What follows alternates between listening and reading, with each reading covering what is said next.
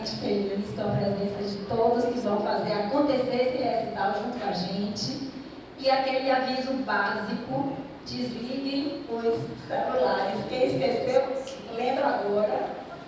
Vamos.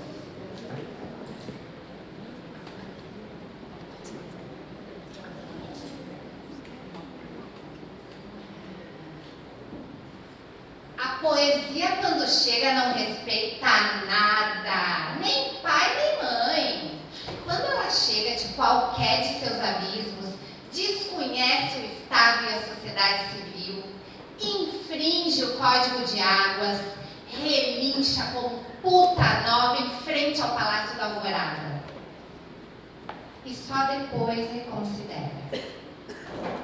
Beija nos olhos os que ganham mal, embala no colo os que têm sede de felicidade e de justiça e promete incendiar o país.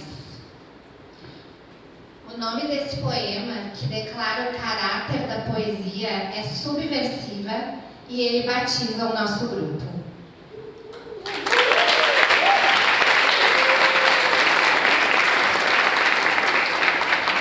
O que o poeta quer dizer?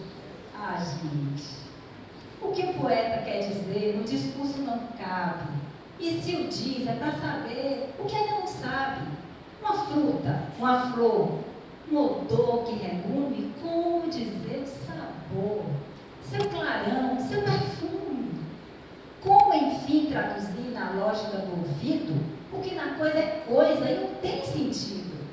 A linguagem dispõe de conceitos, de nomes, mas o gosto da fruta só sabe se a comes, só sabes do corpo o sabor que assimilas, e que na boca é festa de saliva e papilas invadindo o dia inteiro tal do mau marulho, e que a fala submerge e reduz a um barulho, um tumulto de vozes de gozo, de espasmos, vertiginoso e pleno como são os orgasmos. No entanto, o poeta desafia o impossível e tenta, no poema, dizer o indizível. Subverte a sintaxe, implode a fala, ousa incutir na linguagem densidade de coisa, sem permitir, porém, que perca a transparência, já que a coisa é fechada à humana consciência. O que o poeta faz, mais do que mencioná-la, é torná-la aparência pura e iluminá-la. Toda coisa tem peso, uma noite em seu centro. O poema é uma coisa que não tem nada dentro, a não ser o ressoar de uma imprecisa voz que não quer se apagar. Essa voz somos nós.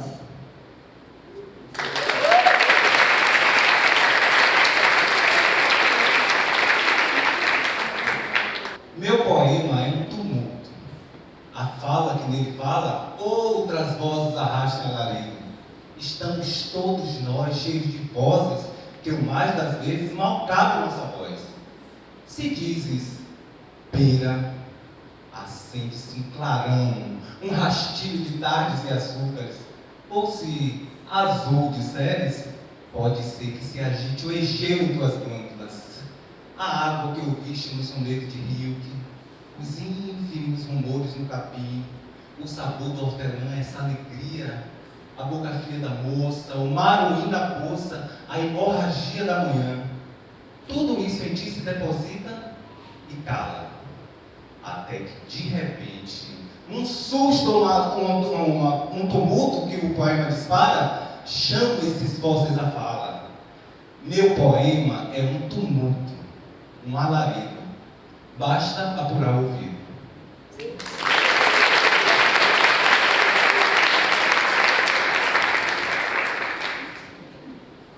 Todas as coisas de que falo estão na cidade, entre o céu e a terra. São todas elas coisas perecíveis e eternas, como o teu riso, a palavra solidária, minha mão aberta, ou esse esquecido cheiro de cabelo que volta e acende sua flama inesperada no coração de maio. Todas as coisas de que falo são de carne, como o verão e o salário, no mortalmente inseridas no tempo, estão dispersas como ar no mercado, nas oficinas, nas ruas, nos hotéis de viagem. São coisas, todas elas, cotidianas, como bocas e mãos, sonhos, greves, denúncias, acidentes de trabalho e do amor. Coisas de que falam os jornais. Às vezes tão rudes, às vezes tão escuras, que mesmo a poesia as ilumina com dificuldade. Mas é nelas que te vejo pulsando um mundo novo, ainda em um estado de soluços e esperança.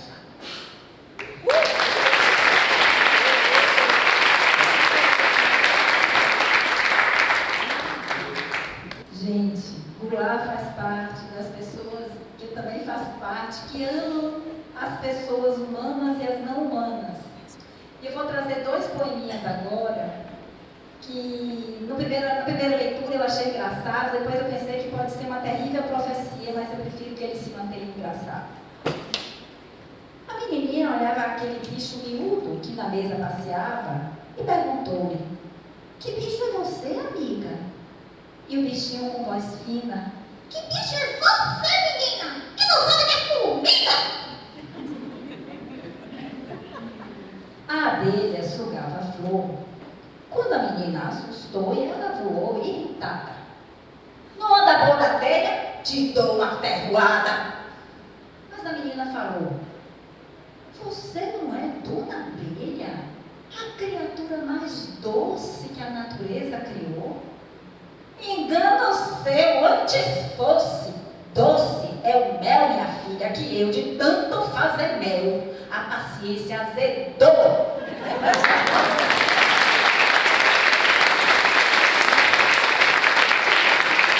Paulo Roberto Parreiras desapareceu de casa. Trajava calça cinza e camisa branca e tinha 16 anos. Parecia com teu filho, teu irmão, teu sobrinho. Parecia com o filho do vizinho, mas não era. Era Paulo Roberto Parreiras, que não passou no vestibular. Recebeu a notícia quinta-feira à tarde, ficou triste e sumiu. De vergonha? De raiva? Paulo Roberto estudou duramente durante os últimos meses. Deixou de lado os discos, o cinema. Até a namoradinha ficou dias sem vê-lo. Nem soube do carnaval. Se ele fez bem ou mal, não sei. Queria passar no vestibular. Não passou. Não basta estudar. Paulo Roberto Parreiras, a quem nunca vi mais gordo, onde quer que você esteja, fique certo de que estamos do seu lado. Sei que isso é muito pouco para quem estudou tanto e não foi classificado, pois não há mais incidentes. Mas é o que lhe posso oferecer. Minha palavra de amigo desconhecido. Nessa mesma quinta-feira, em Nova York, morreu um menino de 13 anos que tomava entorpecentes. Outro garoto foi preso em São Paulo roubando um carro. E há muitos outros que somem ou surgem como cometas ardendo em sangue nessas noites, nessas tardes, nesses dias amargos. Não sei para onde você foi, nem o que pretende fazer, nem posso dizer que volte para casa, estude mais e tente outra vez. Não tem nenhum poder, nada posso assegurar. Tudo que posso dizer é que a gente não foge da vida, é que não adianta fugir, nem adianta endoidar. Tudo que posso dizer é que você tem o direito de estudar. É justa a sua revolta, seu outro vestibular.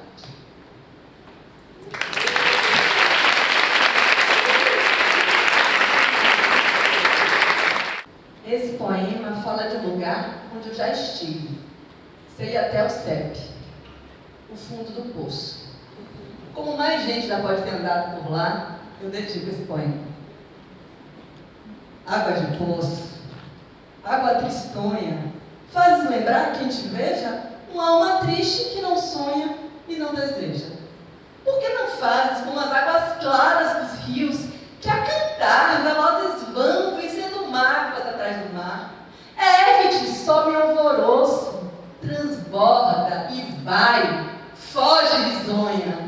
Há sempre um mar, água de poço. Há sempre um mar para quem sonha.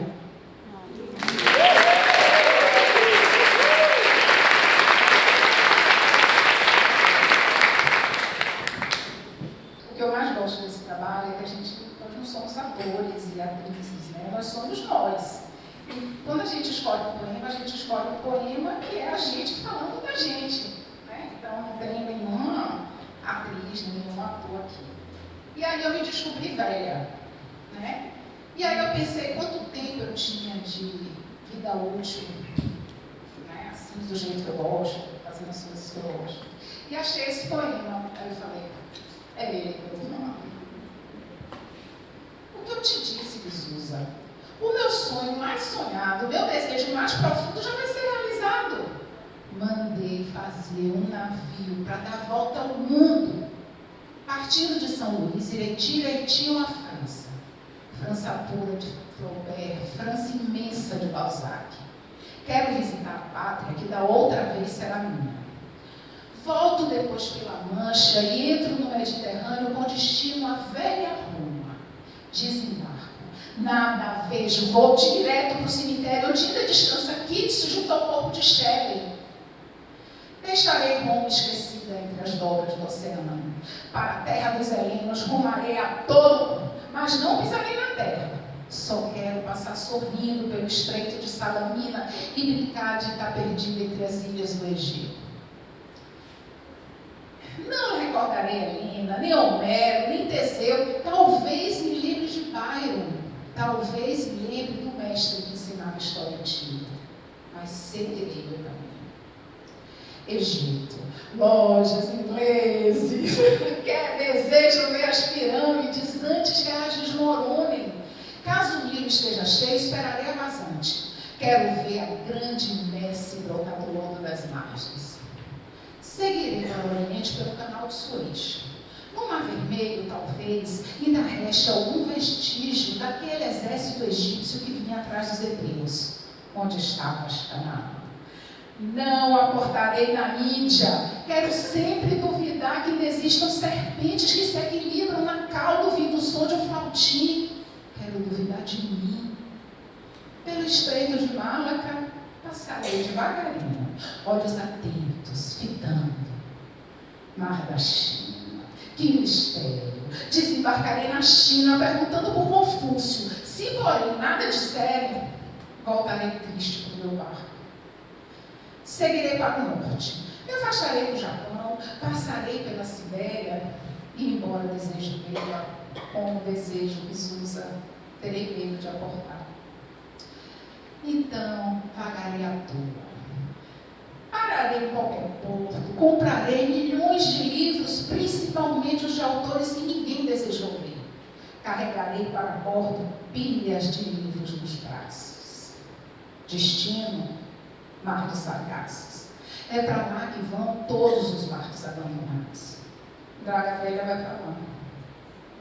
Olhos cheios de paisagem, sem mais poder desejar, serei feliz sob a bucha dos barcos abandonados. E lerei durante uma eternidade. Silêncio, meu grande amigo. Vizusa, se não tens medo, se não vai sentir saudade, eu te levarei comigo. O barco está quase pronto.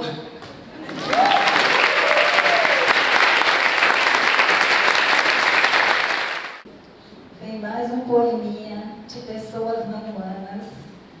Que Goulart também amava gatos. Devem ter alguns gateiros aqui, eu estou entre eles. E eu vivi uma história de um amor muito profundo que não cabe no tempo. Minha gata se chamava Madalena e o gato de Goulart se chamava Gatinho. E ele fez um livro inteiro de poemas para o gato. Aí eu trouxe esse, que é uma homenagem a esse amor que não acaba nunca. Gatinho, meu amigo, fazes ideia do que seja uma estrela? Dizem que todo esse nosso imenso planeta coberto de oceanos e montanhas é menos que um grão de poeira se comparado a uma delas. Estrelas São explosões nucleares em cadeia que duram milhões de anos, o mesmo que a eternidade. Não obstante, gatinho, pouco me importa quanto dura uma estrela. Importa quanto duras tu, querido amigo, e estes teus olhos azul safira com que me fitas.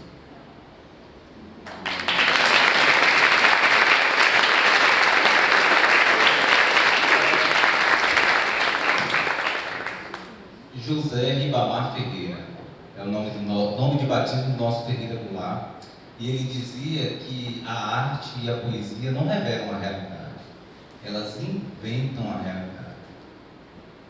Acho que mais me imagino do que sou, ou que sou não cabe no que consigo ser. E apenas arde de trás dessa máscara morena que já foi rosto de mim. Conduzo sobre minha pele uma fogueira de 1,70 m de altura. Não quero assustar ninguém, mas se todos se escondem no sorriso, na palavra medida, devo dizer que o poeta Goulart é uma criança que não consegue morrer e que pode, a qualquer momento, desintegrar-se em soluços. Você vai rir se ele disser que estou cheio de flor e passarinho e que nada do que amei na vida se acabou e mal consigo andar, tanto isso pesa. Pode você calcular quantas toneladas de luz comporta um simples roçar de mãos? Ou doce penetrar na mulher amorosa? Só disponho do meu corpo para operar o milagre. Esse milagre que a vida traz. E zaz, dissipa as gargalhadas.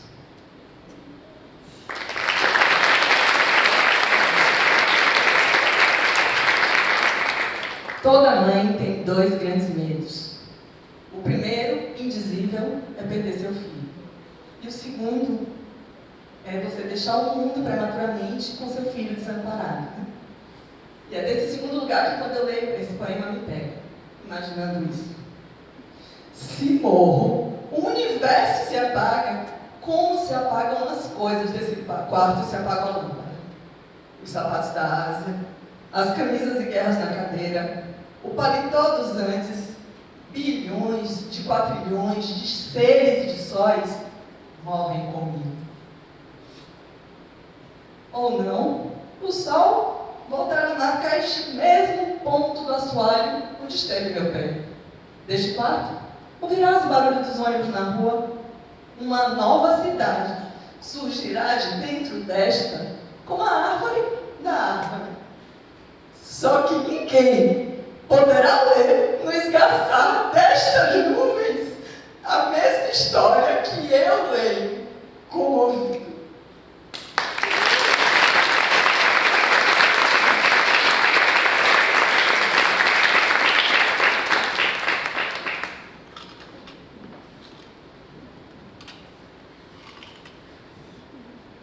Eu vou falar agora um trecho de um poema que Goulart chegou a pensar que seria seu poema final. Escrito no exílio, no momento em que a vida parecia não fazer sentido, mas através desse poema, Goulart inventou outro destino, que é o poema sujo. E eu queria ler para vocês um pedacinho do livro Rabo de Foguete, que Goulart narra Os Anos do Exílio, onde ele conta sobre o poema sujo. Nada me fez interromper o poema. Estava entregue a ele todas as horas do dia e da noite, só me desligando para tomar alguma providência indispensável e dormir. Esse estágio durou de março a setembro de 1975, quando o fluxo perdeu a força e cessou. Após algum tempo, repentinamente, escrevo as estrofes finais, que diz assim: o homem está na cidade como uma coisa está em outra, e a cidade está no homem, que está em outra cidade. Mas variados são os modos como uma coisa está em outra coisa. O homem, por exemplo, não está na cidade como uma árvore está em qualquer outra, nem como uma árvore está em qualquer uma de suas folhas, mesmo rolando longe dela.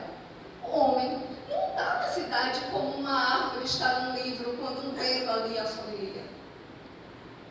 A cidade está no homem, mas não da mesma maneira que o pássaro está numa árvore. Não da mesma maneira que o pássaro, a imagem dele estava na água. Nem da mesma maneira que o susto do pássaro está no pássaro que eu escrevo. A cidade está no homem, quase como a árvore voa no pássaro que a deixa. Cada coisa está em outra, de sua própria maneira e de maneira distinta de como está em si mesma. A cidade não está no homem do mesmo modo que em suas quitandas e praças e ruas.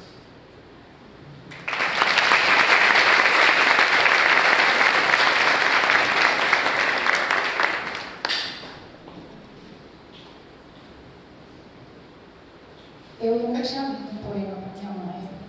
Vou chorar. E aí ela estava doente a semana passada, e aí eu li esse poema para ela, eu falei. E ela começou a chorar. E aí ela falou assim, gente, eu vi meus irmãos. E ela lembrou dos irmãos dela quando ela baixou.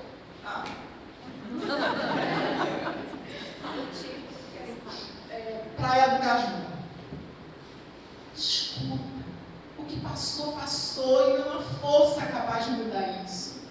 Nesta tarde de férias, pode, se quiseres, relembrar, mas nada acenderá de novo o lume que na carne das horas se perdeu. Se perdeu. Nas águas da piscina se perdeu, sob as folhas da tarde, nas vozes conversando na varanda, no riso de Marília, no vermelho guarda-sol esquecido na calçada. O que passou, passou. No entanto, voltas às velhas ruas à procura. Aqui estão as casas, a amarela, a branca, de azulejo.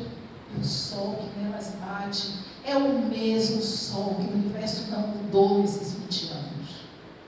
Caminhas no passado e no presente. Aquela porta, o batente de pedra, o cimento na calçada, até a falha do cimento. Não sabes, já se lembras, se descobres. Com surpresa, vês o poste, o muro, o gato na janela, e soluços e perguntas, onde está o menino? Igual aquele que cruza a rua agora, franzino assim, moreno assim. Se tudo continua, o poste, a esquina, a platibanda, onde está o menino que também aqui esteve? Aqui, nessa calçada se sentou. E chegas à morada. O sol é quente como esta hora. Lá embaixo a lama fede igual. A água negra, a mesma água, o mesmo grupo pousado ao lado, a mesma mata velha que enferruja.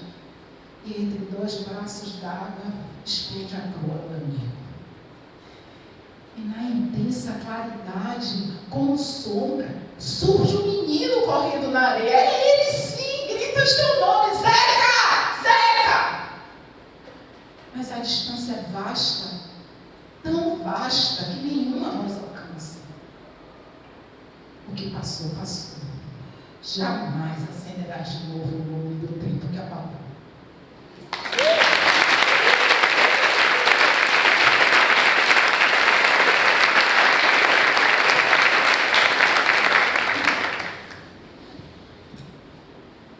Na ausência da família, o relógio morreu.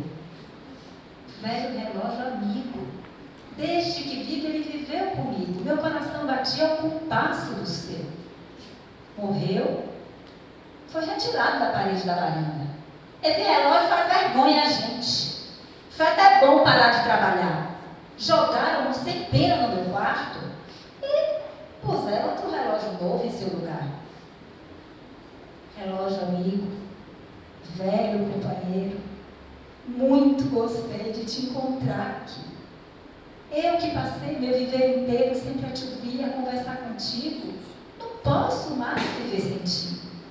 Foste o poeta do tempo. Eras tu quem cantava seus profundos prazeres e alegrias naqueles versos que tu escrevias nas páginas abstratas dos segundos. Morreste, enfim. Enfim paraste e hoje cantas silêncio. e tens eternizado na tristeza do pêndulo parado o derradeiro instante que marcaste. E embora te desprezem todos da família, não te desprezo nunca, nunca te abandono. Tu que velaste minhas noites em vigília, podes dormir agora. Eu velarei teu sono. E o relógio, tristíssimo, naquele motivo estranho de relógio morto, dormia sob o conforto da mortalha de fios de tristeza que as aranhas teceram para ele.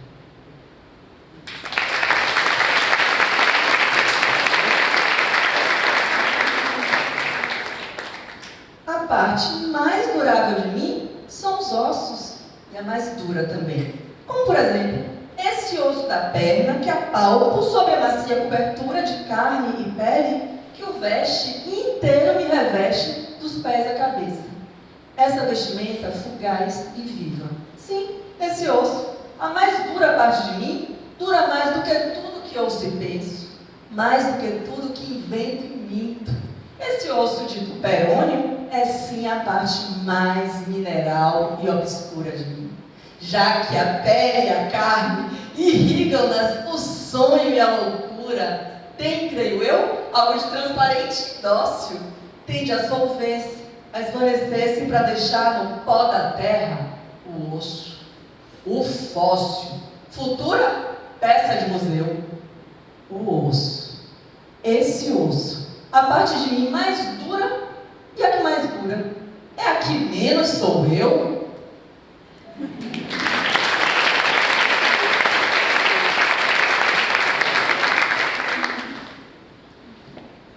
O nome desse poema é Despedida. Eu deixarei o mundo com fúria.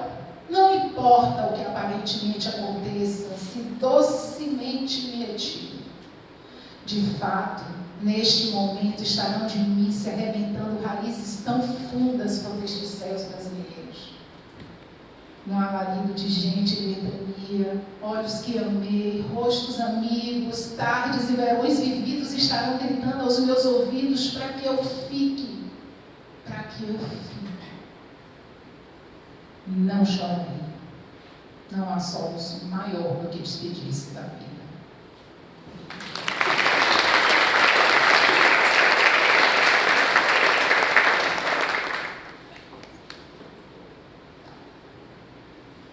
As peras no prato apodrecem. O relógio sobre elas mede a sua morte. Paremos a pêndula. Deteríamos assim a morte das frutas? As peras cansaram-se de suas formas e de sua doçura. As peras concluídas gastam-se no fulgor de estarem prontas para nada. O relógio não mede, trabalha no vazio. Sua voz desliza fora dos corpos. Tudo é o cansaço de si. As peras se consomem no seu dourado sossego. As flores do canteiro diário ardem em vermelhos e azuis. Tudo desliza e está só. O dia comum, o dia de todos, é a distância entre as coisas. Mas o dia do gato, o felino e sem palavras, dia do gato que passa entre os móveis, é passar, não entre os móveis. Passar como eu passo, entre nada. O dia das peras é o seu apodrecimento. É tranquilo o dia das peras? Elas não gritam como o galo. Gritar pra quê? Se o canto é apenas um arca-fêmero fora do coração, era preciso que o canto não cessasse nunca. Não pelo canto que os homens ouvem, mas porque cantando o galo é sem morte.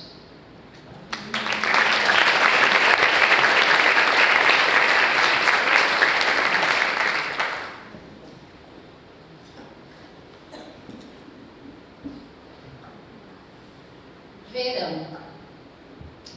Este fevereiro, azul como a chama da paixão, nascido com a morte certa, com prevista duração, deflagra suas manhãs sobre as montanhas e o mar com o desatino de tudo que está para se acabar.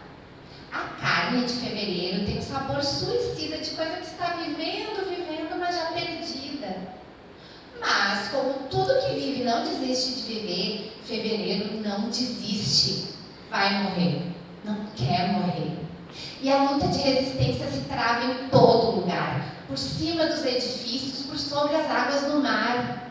O vento que empurra a tarde arrasta a fera ferida, rasga-lhe o corpo de nuvens, dessangra sobre a Avenida Vieira Soto e o Arpoador numa ampla hemorragia, suja de sangue as montanhas, tinge as águas da Bahia. E nesse esquartejamento a que outros chamam verão, fevereiro ainda em agonia resiste, mordendo o chão. Sim, fevereiro resiste como uma fera ferida. É essa esperança doida que é o próprio nome da vida. Vai morrer, não quer morrer. Se apega a tudo que existe, na areia, no mar, na relva, no meu coração. Resiste.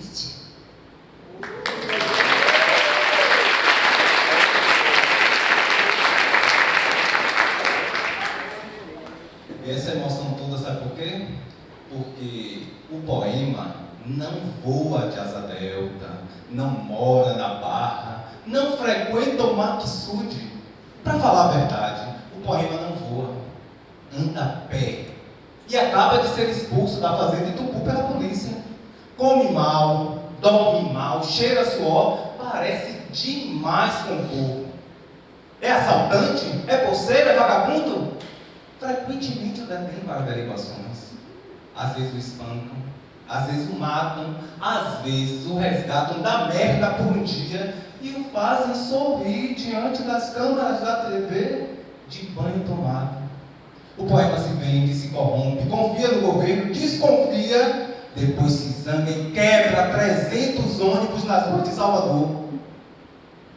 O poema é confuso, mas tem o rosto da história brasileira, tisnado de sol, cavado de aflições, e no fundo do olhar, no mais fundo, de trás de todo o amargor, guarda um lampejo, um diamante duro como homem. E é isso que obriga o exército a se manter de prontidão.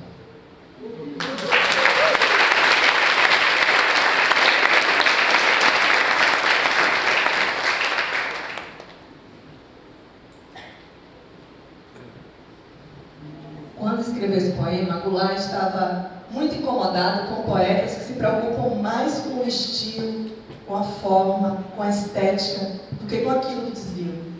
E eu transponho esse sentimento para as redes sociais, onde há hoje toda uma preocupação com a perfeição e não se travam relações reais, sólidas, trocas verdadeiras e vulnerabilidades expostas, dores reais. O preço do feijão não cabe no poema. O preço do arroz não cabe no poema. Não cabe no poema a luz, o gás, o telefone, a sonegação do leite, da carne, do açúcar, do pão. O funcionário público não cabe no poema com seu salário de fome, sua vida fechada em arquivos. Como não cabe no poema, o operário que esmerila seus dias de aço e carvão nas oficinas escuras. Porque o poema, senhores, está fechado. Não há vagas. Só cabe no poema o homem sem estômago, a mulher de nuvens, a fruta sem preço. O poema, senhores, não fede nem cheira.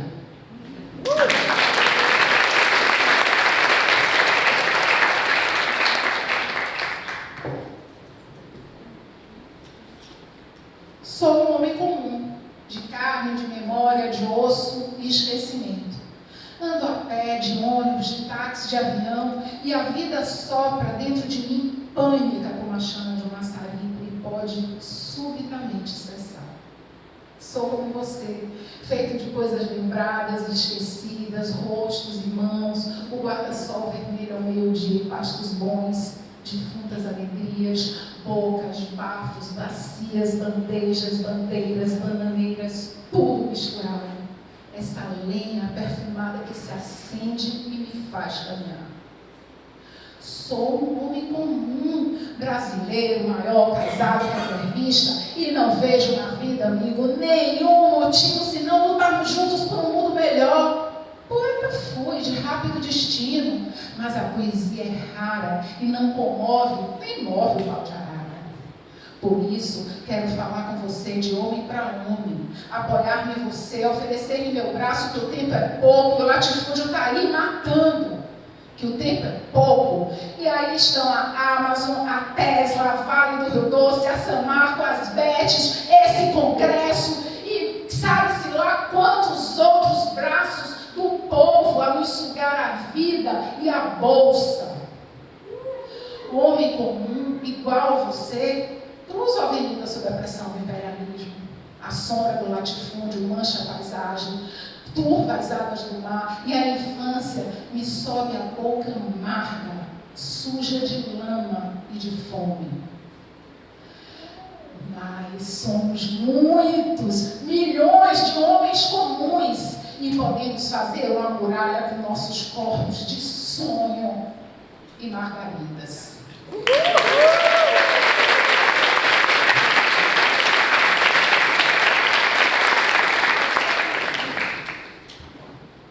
Teve um tempo, eu mais jovem, que eu gostava muito de consultar oráculos, e várias pessoas, no máximo 3, mas 3 para mim é muito, disseram: você não vai viver nem muito pouco, nem muito.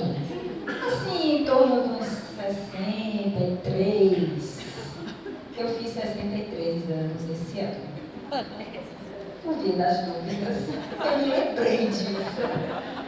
E me uno a Goulart para a gente combater uma coisa que diz assim: morre não leva nada. Então eu e Goulart vamos dizer agora a última cantilena: levarei tudo que é meu, mesmo que tu não me deste quando eu parti para o oeste.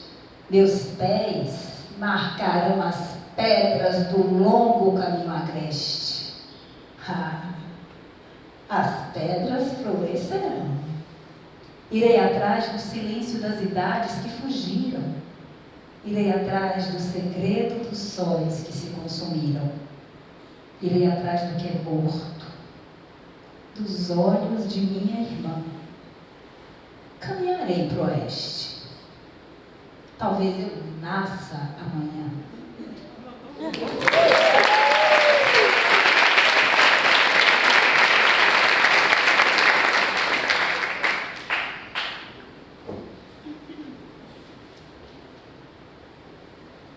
Poderia dizer que a vida é bela, e muito, e que a revolução caminha com pés de flor nos campos de meu país, com pés de borracha nas grandes cidades brasileiras, e que meu coração é um sol de esperanças entre pulmões e nuvens.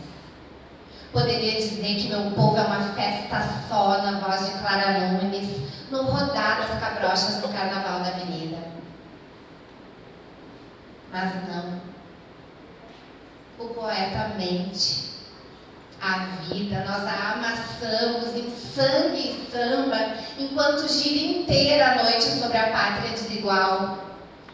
A vida nós a fazemos nossa, alegre e triste, cantando em meio à fome, dizendo sim. Em meio à violência e à solidão, dizendo sim. Pelo espanto da beleza, pela flama de Teresa, por meu filho perdido nesse vasto continente, por Vianinha ferido, por nosso irmão caído, pelo amor e o que ele nega, pelo que dá e que cega, pelo que virá, enfim. Não digo que a vida é bela, tampouco me nego a ela. Digo sim.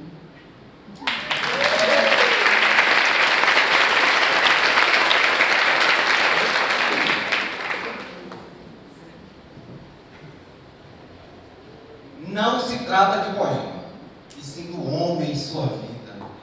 A mentida, a ferida, a consentida vida já ganha e já perdida e ganha outra vez. Não se trata do poema, e sim da fome de vida. O sôfrego pulsar entre constelações, entre embrulhos e engulhos. Alguns viajam, vão a Nova York, a Santiago do Chile, outros ficam mesmo na Rua da Alfândega, de trás de balcões e de lixeiros. Todos te buscam facho de vida escuro e claro, que é mais que a água na grama, mais que o beijo na boca, mais que o banho no mar, mais que a paixão na cama. Todos te buscam e só alguns te acham. Alguns te acham e te perdem. Outros te acham e não te reconhecem. E aos que se perdem por te achar, ó desatino, ó verdade, ó fome de vida. O amor é difícil, mas pode luzir em qualquer ponto da cidade. Estamos na cidade, sob as nuvens entre as águas azuis. A cidade. Vista do alto, ela é fabril, imaginária, se entrega inteira como se estivesse pronta. Vista do alto, com seus bairros e ruas e avenidas, a cidade é o refúgio do homem, pertence a todos e a ninguém. Mas, vista de perto, revela o seu túrbido presente, sua carnadura de pânico. As pessoas que vão e vêm, que entram e saem, que passam sem rir, sem falar, entre apitos e gases. Há um escuro sangue urbano movido a juros. São pessoas que passam sem falar, estão cheias de vozes e ruínas. És Antônio? És Francisco? És Mariana? Onde escondeste o verde clarão dos dias? Onde escondeste a vida que teu olhar se apaga, mal se acende? E passamos carregados de flores sufocadas. Mas de dentro, no coração, eu sei, a vida bate. Subterraneamente a vida bate. Em Caracas, no Harlem, em Nova Delhi, sob as penas da lei, em teu pulso, a vida bate. E é essa clandestina esperança misturada ao sal do mar que me sustenta essa tarde debruçada à janela do meu quarto em Ipanema, na América Latina.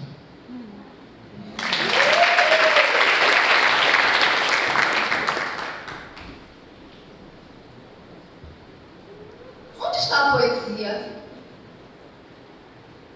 Indaga-se por toda parte. E a poesia vai à esquina comprar jornal. Cientistas esquartejam Putic e Baudelaire. Exegetas desmontam a máquina da linguagem. A poesia ri. Baixa-se uma portaria. É proibido misturar o poema com Ipanema. O poeta depõe no inquérito. Meu poema é puro, flancenaste, juro. Não tem passado nem futuro. Não sabe a fel, nem sabe a mela de papel. Não é como a açucena que efêmera passa. E não está sujeito a traça, pois tem a proteção do inseticida. Creia, meu poema está infenso à vida. Claro, a vida é suja, a vida é dura e, sobretudo, insegura. Suspeito de atividades subversivas, foi detido ontem o poeta Casimiro de Abreu. A fábrica de fiação Cambô abriu falência e deixou sem emprego uma centena de operários. A adúltera Rosa Gonçalves, depondo na terceira vara de família, afirmou descaradamente: trai ele sim, o amor acaba, seu juiz. O anel que tu me deste era vidro e se quebrou. O amor que tu me tinhas era pouco e se acabou. Era pouco? Era muito? Era uma fome azul e navalha, uma vertigem de cabelos, dentes cheios que transpassam no metal e me impedem de viver ainda. Era pouco? Era louco, um mergulho no fundo de tua seda aberta em flor embaixo, onde eu morria. Branca e verde, branca e verde, branca, branca, branca, branca. E depois de tudo, recostada no divã da sala, a poesia ri de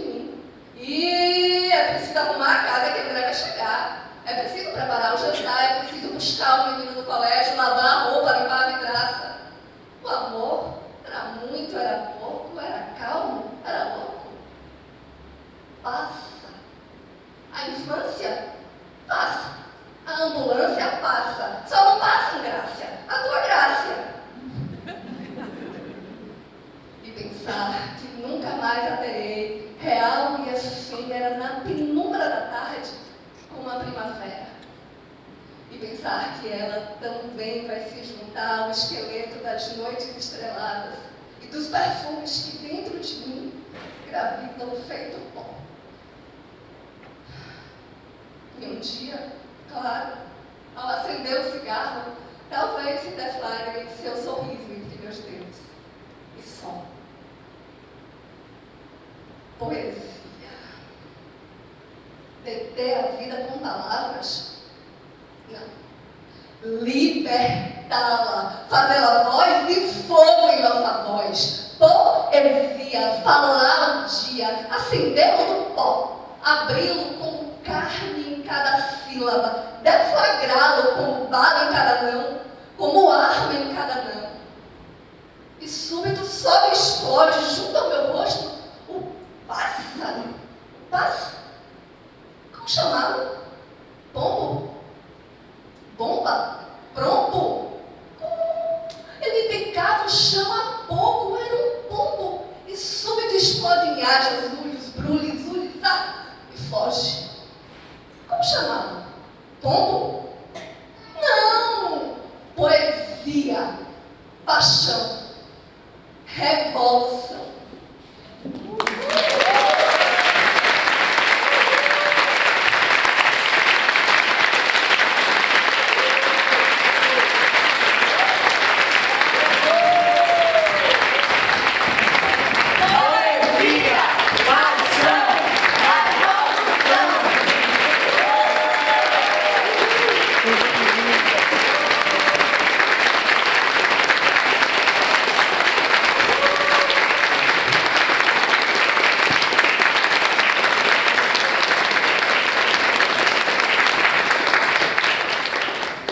Gente, agradecer é tão pouco porque a gente está sentindo agora, mas é isso que a gente quer fazer. A gente quer agradecer vocês, quer agradecer ao museu, as pessoas de Camila e Monique que atenderam a gente em todos os acordos, todos os pedidos que a gente fez. A Maiara Guimarães, que fez a paisagem sonora que estava passando quando vocês entraram. Kátia e Fernando, de Arquitetura Vertical.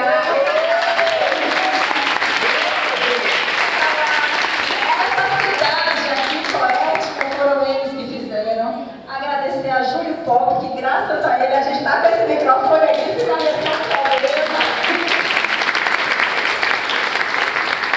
e agradecer ao poeta Goulart, que deixou pedras no caminho florescendo para a gente pegar e jogar flor para cima, né? Pronto, gente, obrigada.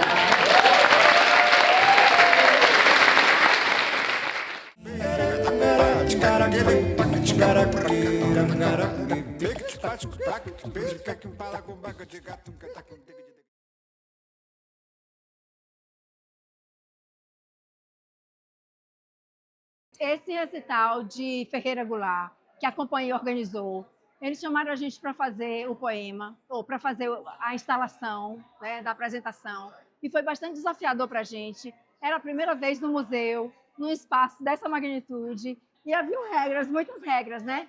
Então a gente não podia fixar nas paredes, então a gente buscou elementos, e era uma apresentação de um dia só, então a gente buscou trabalhar com elementos reciclados, elementos sustentáveis, e coisas que você não dependesse de fixação, de muito transporte. E aí sim, isso com relação ao desafio material. E com relação ao desafio do conteúdo, né, o poema Voz e Fogo, né, na nossa voz, que é o tema do recital, ele trazia aquela coisa do urbano, que era Goulart. E aí a gente trouxe essa coisa, né, representando as diversas residências, os diversos momentos que cada pessoa vive, todos ressonando com o tema principal. A ideia das caixas era justamente representar um momento urbano, né, de sustentabilidade. A composição toda é a simulação de uma cidade, a representação de uma cidade. Voz e fogo em nossa voz. Esse foi o tema. A gente usou isso nas cores, né? O fogo na voz, a gente usou isso, é o amarelo, o laranja, os tons quentes que a gente trouxe. E a gente fez essa coisa de ter a surpresa dos poemas, né? A gente trouxe esses totens que a pessoa vai, em vez de você falar muitas frases, né? Cada um chega ali no seu momento e tem aquele, né? Aquele impacto, aquele tapa, aquele afago que o poema dá. Foi isso que a gente procurou trazer do poema de Goulart, que é um poeta que eu amo também, de paixão. Foi muito fácil fazer, porque a gente gosta muito dele, então foi bastante legal. Para mim, falar de Goulart é uma experiência tanto de esperança, quanto de alegria, quanto de indagação pela vida, de contentamento. Então, ele é múltiplo e diverso, né? Não é à toa que ele disse, não, José Ribamar tem muitos lá na minha cidade. Eu preciso mudar para Ferreira Goulart. Né? E essa história dele dizer que a arte e a poesia não revelam a realidade, elas mudam a realidade, é isso que a gente precisa um pouco também, ter essa válvula de escape para poder encarar o mundo, encarar os problemas com outro humor, com outro olhar. A poesia traduz em palavras sentimentos, vivências. Então, o poeta nos dá vocabulário para as nossas emoções. Goulart, eu me identifico com ele porque ele tem uma profunda lucidez. Então, ele tem uma clareza de pensamento que ele coloca a realidade e a emoção num texto só. Então, quando eu leio Goulart, eu me sinto representada nas palavras dele. Eu acho que a poesia fala com um lado nosso que é muito subjetivo, né? Diferente de um texto, ele através de muitos símbolos, né? E de repente quando você vê, ela está falando com você, né? E na hora que ela fala com você, que você fala, ela fala com os outros, né?